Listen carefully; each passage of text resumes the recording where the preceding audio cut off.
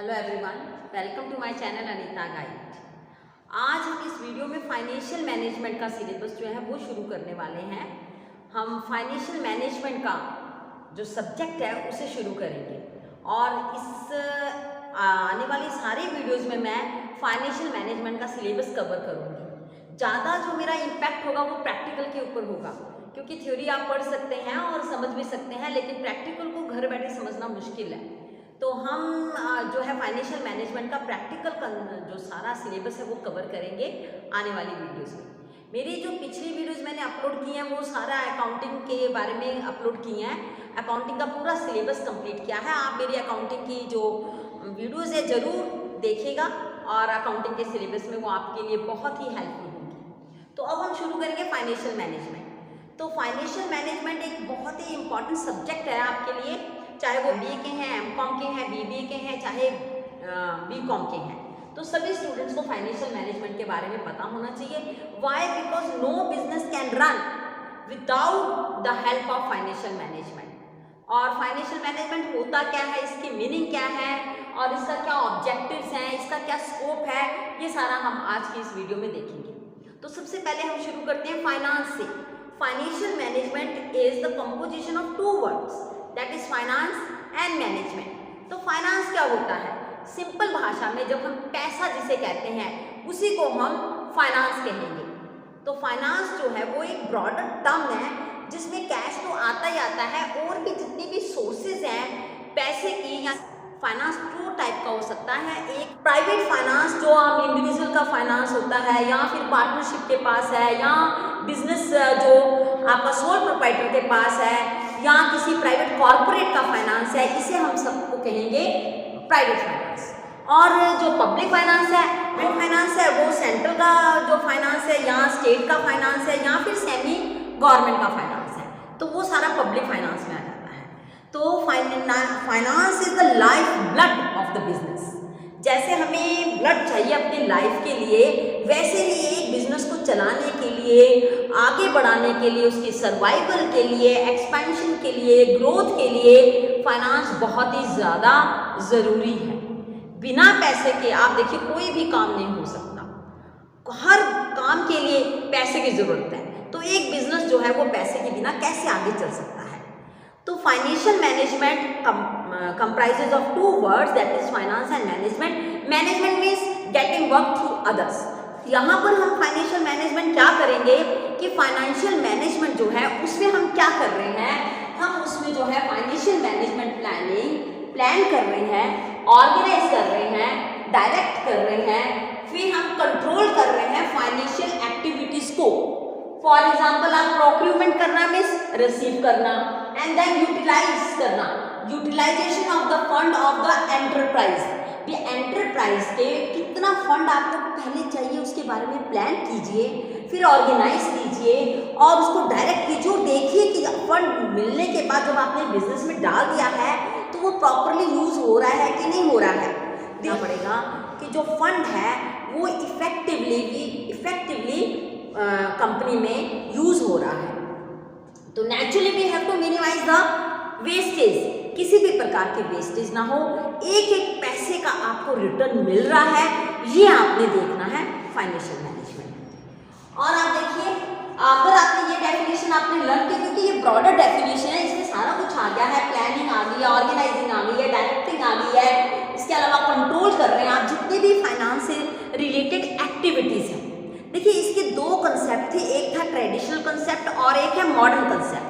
Traditional concept में financial manager की क्या रिस्पॉन्सिबिलिटी होती थी देखिए, और वैसे भी पहले क्या था कि financial management used to be a part of the accounts, और उसमें बस यही देखा जाता था कि फंड जो है हमने कहाँ से रिसीव करना है, और वो हमेशा जो है वो आउटसाइडर पॉइंट ऑफ व्यू से देखा जाता था। ऑलवेज अगर आपने फंड देखना है तो आपने बैंक से लेना है, मतलब बाहर से आपने फंड लेना है, इतना ही पता होता था। तो लेकिन अब ऐसा नहीं है, अब जो है ये इंटरनल मैनेजमेंट की डिसीजन बन गई है फाइनेंशियल मैनेजमेंट। और इसके अलावा पहले क्या था ट्रेडिशनल अप्रोच में कि हाँ भी फंड मिल रहा है और फंड आप यूटिलाइज कर रहे हो, और एंड फंड की जो फाइनेंस की जो डिसीजन थी उसको इम्पोर्टेंस समझा जाता था मर्जर में, एक्विजिशन में, या आपने रीऑर्गेनाइजेशन करना है। तो डेली रूटीन की एक्टिविटीज को इग्नोर किया जाता था। लेकिन अब जो मॉडर्न अप्रोच है उसमें फाइनेंशियल मैनेजमेंट का बहुत ब्रॉडर स्कोप है। अब जो है ये देखा जाता है कि जो फंड आपने लेना है उसकी पहले बजटिंग करनी है, आपने प्लानिंग करनी है, उसकी डिसीजन प्रॉपरली लेनी है ताकि आप फंड को इफेक्टिवली यूज कर सके। तो पहले बजट बनाइए, किस किस क्या प्रायोरिटी है आपके, किस प्रायोरिटी एक्टिविटीज के लिए आपको फंड चाहिए, उसके अकॉर्डिंगली आपने फंड को डिस्ट्रीब्यूट करना है और साथ साथ में आपने मॉनिटर भी करना है कि क्या आपका फंड इफेक्टिवली यूटिलाइज हो रहा है। तो अब जो है मॉडर्न अप्रोच में फाइनेंशियल मैनेजमेंट जो है वो कंटिन्यूस प्रोसेस है, क्योंकि देखिए अगर आपने बिजनेस चलाना है तो साथ साथ में ही आपने फाइनेंशियल मैनेजमेंट को कंट्रोल करना है, फाइनेंस को कंट्रोल करना है, फाइनेंस की मैनेजमेंट कंटिन्यू प्रोसेस रखनी है। अगर आप फाइनेंस को इफेक्टिवली यूटिलाइज नहीं करेंगे आपका प्रॉफिट नीचे आ जाएगा, कम हो जाएगा प्रॉफिट आपका, और उससे जो है फेलियर, बिजनेस के फेलियर होने के चांसेस बढ़ जाएंगे। तो हमने जो फाइनेंशियल मैनेजमेंट का मेन ऑब्जेक्टिव रखना है वो है profit maximisation and wealth maximisation. ये आपका प्रॉफिट तो बढ़ना ही चाहिए, पर इसके अलावा जो शेयर होल्डर की वैल्यू है या जो शेयर के प्राइसेस हैं, जो वैल्यू है वो भी बढ़नी चाहिए, उसकी तरफ भी आपने ध्यान देना है। मतलब you are not only going to solve your purpose और your interest, you also have to see interest as a whole of society. तो पब्लिक इंटरेस्ट में काम करते हुए आपने फाइनेंशियल मैनेजमेंट को परफॉर्म करना है। तो फाइनेंशियल मैनेजर की जो रिस्पॉन्सिबिलिटी है बहुत ज़्यादा बढ़ गई है, वो पहले जैसी नहीं है या ओकेजनली उसने प्लान कर रहा है, अब तो कंटिन्यूस आपने प्लानिंग करते रहना है। तो अब हम यहाँ पर ना एक ऑथर की भी डेफिनेशन लिख लेते हैं, क्योंकि जब आप डेफिनेशन लिखते हो पेपर में तो सिर्फ आप विदाउट ऑथर लेते हो तो उसका इतनी वैल्यू नहीं आती या इतना स्कोर नहीं मिलता है। अगर आप किसी ऑथर का नाम लिखते हैं और फिर डेफिनेशन लिखते हैं तो आपके जो मार्क्स हैं, स्कोर्स जो है वो बढ़ जाते हैं, it also gives good impression. तो आपका जो एक ऑथर की डेफिनेशन ली है, इसके अलावा बहुत सारे ऑथर है जिनकी डेफिनेशन आप लर्न कर सकते हैं, पर हमने अभी अकॉर्डिंग टू द व्हीलर हमने एक डेफिनेशन ली है, business finance is that business activity. Business finance वो एक्टिविटी है बिजनेस की which concern with the acquisition, acquisition means receive करना, and conversation of capital fund. आपने कैपिटल फंड को कैसे रिसीव करना है और कैसे उसको यूटिलाइज करना है इन मीटिंग फाइनेंशियल नीड्स, जो कि आपकी फाइनेंशियल नीड्स हैं उसको पूरा करने के लिए कैसे आपने फंड लेना है, कैसे उसको डिस्ट्रीब्यूट करना है। And overall objective of business enterprise, overall objective जो है बिजनेस के वो है profit maximisation and wealth maximisation.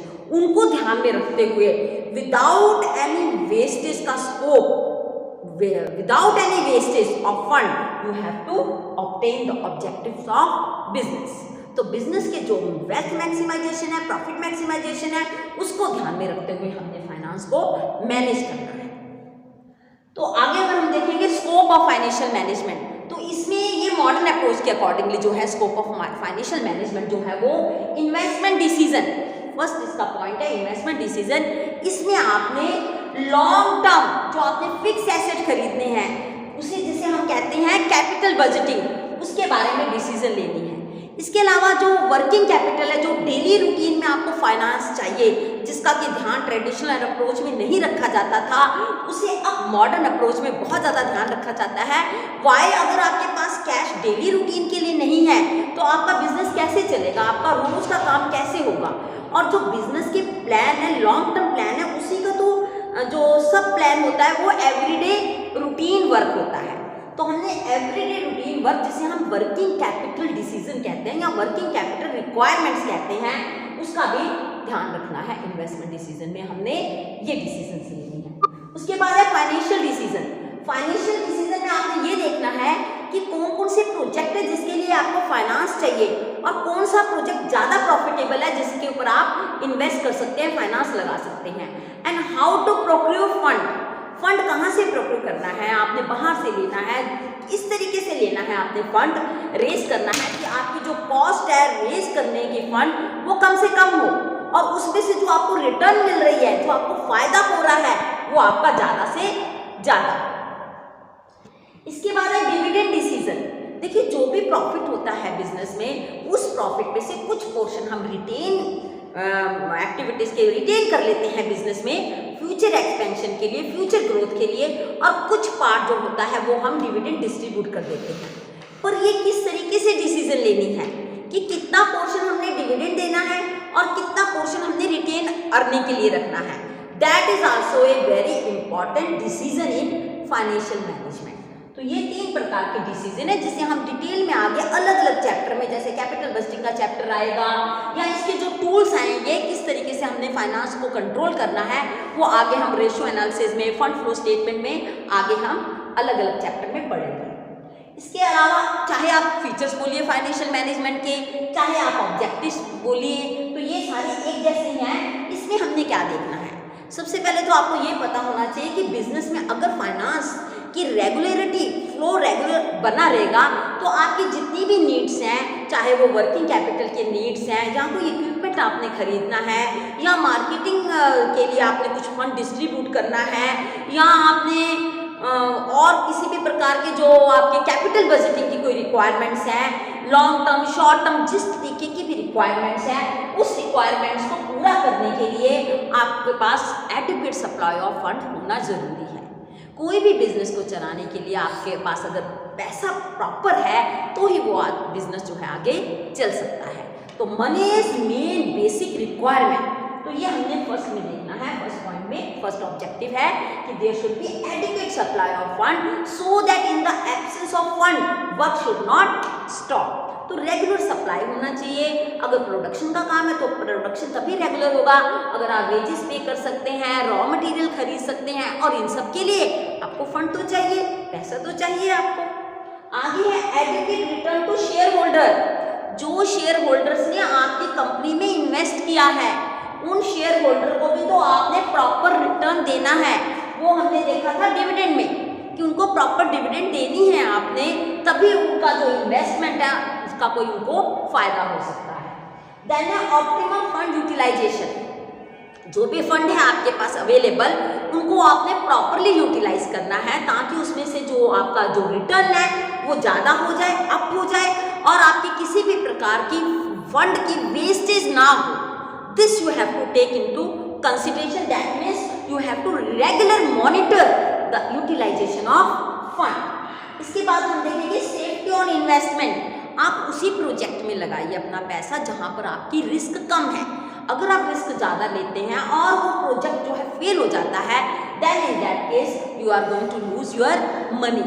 तो हमेशा जब हम प्रपोजल देखते हैं, naturally it is always said that high risk and you get high return, but still you have to minimize your risk so that your business do not doesn't failure।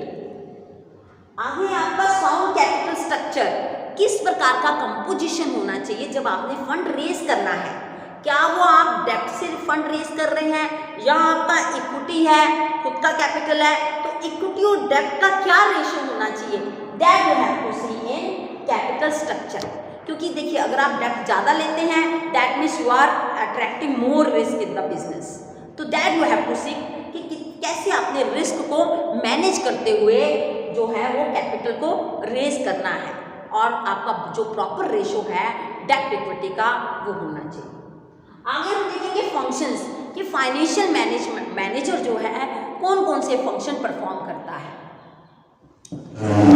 Estimation of capital requirement, कितनी capital आपको require है, final करना पड़ेगा, budget बनाना पड़ेगा, estimation बनाना पड़ेगा, और ये depend करेगा कि कितना उसका एक्सपेक्टेड कॉस्ट है और कितना एक्सपेक्टेड प्रॉफिट है, या एक्सपेक्टेड क्या फ्यूचर प्रोग्राम्स हैं, क्या पॉलिसीज है उस कंसर्न की, इसके ऊपर डिपेंड करेगा। और वो जो एस्टिमेशंस होंगे, that estimation have to be made in adequate manner, proper आपने बनाने हैं, जिसमें आपका ये होना चाहिए कि अर्निंग कैपेसिटी को आपने ध्यान में रखना है कि वही आप एस्टिमेशन कीजिए जिन एस्टिमेशन से आपकी अर्निंग कैपेसिटी जो है वो बढ़ने की पॉसिबिलिटी ज़्यादा है। आगे हम देखेंगे डिटर्मिनेशन ऑफ कैपिटल कंपोजिशन, जिसको अभी मैंने यहाँ बताया था। वैसे तो ऑब्जेक्टिव्स में फंक्शन जो वो कवर हो गए हैं कि जो कैपिटल कंपोजिशन में आपने फिर से वही देखना है कि इक्विटी एंड डेब्ट, कि बाहर से पैसा उठाया जाए या पब्लिक से पैसा उठाया जाए। बाहर का मतलब है बैंक से, मतलब आपने शॉर्ट टर्म लॉन्ग टर्म डेब्ट जो है उनको एनालाइज करना है और ये डिपेंड करेगा कि इक्विटी कैपिटल आप कितना पोजेस करते हो और कितना एडिशनल फंड जो है आप डेट से उठाते हो। आगे है थर्ड है आपका choice of sources of fund, कि आपके पास सोर्सेज ऑफ फंड के लिए बहुत सारी चॉइसेस हैं। जैसे आप इशू कर सकते हैं, शेयर्स को इशू कर सकते हैं, डिबेंचर को इशू कर सकते हैं, आप लोन ले सकते हैं बैंक से, फाइनेंशियल इंस्टीट्यूशन से, या आप अपने पब्लिक डिपॉजिट को भी ड्रॉ कर सकते हैं in the form of bond. तो इन सब चॉइसेस में से नेचुरली आप वही चॉइस को चूज करेंगे जो आपको ज़्यादा से ज़्यादा बेनिफिट देती है। आगे है आपका investment of fund. Financial manager को ये डिसाइड करना है कि किस प्रकार से जितना भी फंड उसने एस्टिमेट किया था या सोर्सेज ऑफ फंड से उठाया था उसको कौन कौन से प्रोजेक्ट में उसने इन्वेस्ट करना है।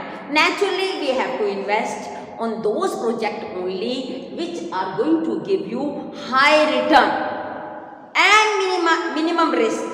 तो ये बातें आपने ध्यान में रखनी है कि लिक्विडिटी, सॉल्वेंसी एंड प्रॉफिटेबिलिटी तीनों का जो कॉम्बिनेशन होगा जिसमें आपकी लिक्विडिटी जो है वो भी ठीक हो और प्रॉफिटेबिलिटी ज़्यादा हो और आपकी रिस्क भी कम हो, तो ये तीनों बातों को ध्यान में रखते हुए आपने अपने फंड को इन्वेस्ट करना है। आगे है डिस्पोजल ऑफ सरप्लस। अगर आपका प्रॉफिट ज़्यादा है और आपको लग रहा है कि आपके पास प्रॉफिट आपके पास आया है, उसको फाइनेंस मैनेजर जो है वो दो तरीके से डिस्पोज ऑफ कर सकता है। एक तो होता है डिस्ट्रीब्यूशन ऑफ डिविडेंड और दूसरा है आपका profit can be retain in the business and it can be use for the growth of the company. तो ये दोनों डिसीजन ध्यान में रखते हुए दोनों पॉइंट को आपने सरप्लस को क्या करना है, फाइनेंशियल मैनेजर ने डिस्पोज ऑफ करना है। मैनेजमेंट ऑफ कैश, कैश को कैसे मैनेज करना है। तो कैश जो है आपको बहुत सारी जो रूटीन के वर्क है उसमें रिक्वायरमेंट हो सकती है। जैसे आपने वेजेस को पेमेंट करना है, सैलरीज पेमेंट करना है, इलेक्ट्रिसिटी बिल हो सकते हैं, वाटर के बिल हो सकते हैं, क्रेडिटर्स को आपको देना है, आपने करंट लाइबिलिटीज को मीट करना है। तो इस सब के लिए आपने मैनेजमेंट ऑफ कैश करना है, ठीक है।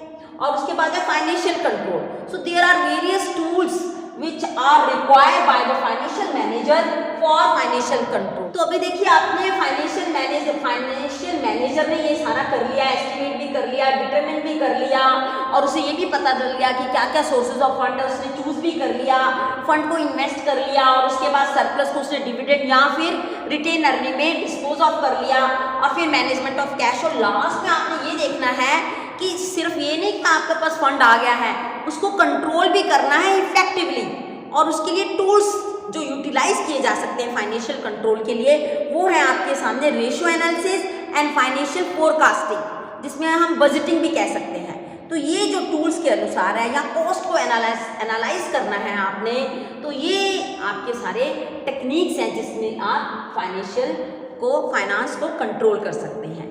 तो आज की जो वीडियो है वो यहाँ पर मैं ख़त्म कर रही हूँ। और देखिए आज हमने जो कवर किया है फाइनेंशियल मैनेजमेंट कहते किसको हैं और फाइनेंशियल मैनेजमेंट की क्या कैसे आपने डेफिनेशन आपको पता होनी चाहिए। इसके बाद स्कोप देखा है, ऑब्जेक्टिव देखे हैं और फंक्शन देखे हैं। और इसके दो मैंने आपको बताए हैं, दो अप्रोच हैं, traditional approach and modern approach. तो आगे जो हम करेंगे वो आगे हम प्रैक्टिकल इसके जो है वो अटेंड करेंगे, जैसे प्रैक्टिकल को कवर करेंगे, जैसे कैपिटल स्ट्रक्चर है, उसके बाद कैपिटल बजटिंग है, फंड फ्लो स्टेटमेंट है, रेशियो एनालिसिस है, ये सारे चैप्टर जो हैं हम आगे आने वाली वीडियोस में मैं कवर करूँगी। तो होप आपको आज जरूर समझ में आया होगा। फाइनेंशियल मैनेजमेंट की जो थ्योरी मैंने कवर की है, ये कॉन्सेप्चुअल एरिया था जो हमें कवर करना जरूरी है अगर हम प्रैक्टिकल जो है चैप्टर करना चाहते हैं। तो आप मेरी इस वीडियो को जरूर लाइक कीजिए, कमेंट कीजिए, शेयर कीजिए और मेरे चैनल को जरूर सब्सक्राइब कीजिए। और थैंक यू वेरी मच।